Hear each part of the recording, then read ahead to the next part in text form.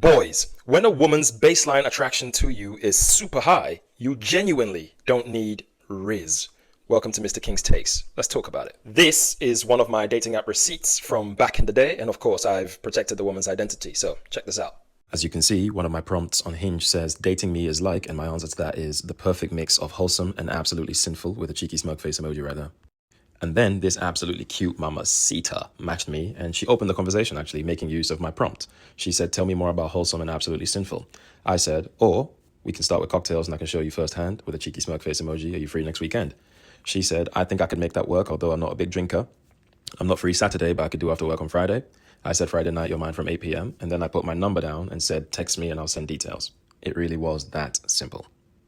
And then, just like I suggested, she followed up with a text saying, hey, apparently I'm yours after 8 this coming Friday. I said, there she is, you are indeed. Operation wholesome and sinful, with a little cheeky face smirk emoji. And then the very next day, I sent her the logistics saying, okay, sugar, date night Friday to start. You're going to meet me for cocktails at this location, this time. And then I put a link to the bar below it just so she can find it easily by clicking it. And then I said, I'd have a booth under my name. Just for context, this particular restaurant is one of my favorites in West London, and I'm a regular there, and pretty much everybody who works there is my friends, right? So I have a booth whenever I want to have a date there. I have my booth that I usually go in. So I just give them a phone call, and then they book my booth under my name. Just in case the date gets there before me, they can sit her down in my booth while she waits for me. So I advise you boys to do that. This is why I say my tips for 3 tips that improve your dating life. One of the things you want to do is go find your favorite date spots, make friends with the managers. So it's a simple phone call to arrange your dates, you dig? And then, anyway, she said, wow, I'll be there in my finest.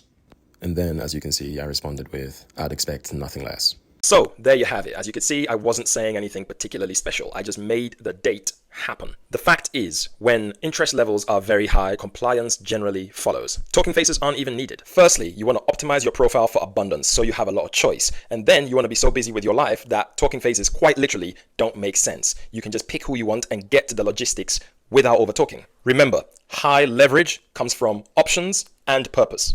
And also remember, matching means you fancy each other on paper and are curious about each other. So you need to make the date happen, because that's where the meat of the work happens, where you get to find out if there is a real vibe and a connection. Plus, as the man, you are the primary initiator and the leader of the dynamic. So you get to drive it to a particular outcome, whether that's one night, a short-term dynamic, or a long-term dynamic. Of course, factoring in her desired outcome too. However, the process of making the date happen, that shouldn't look much harder than what you just saw. Share your thoughts in the comment section. Peace.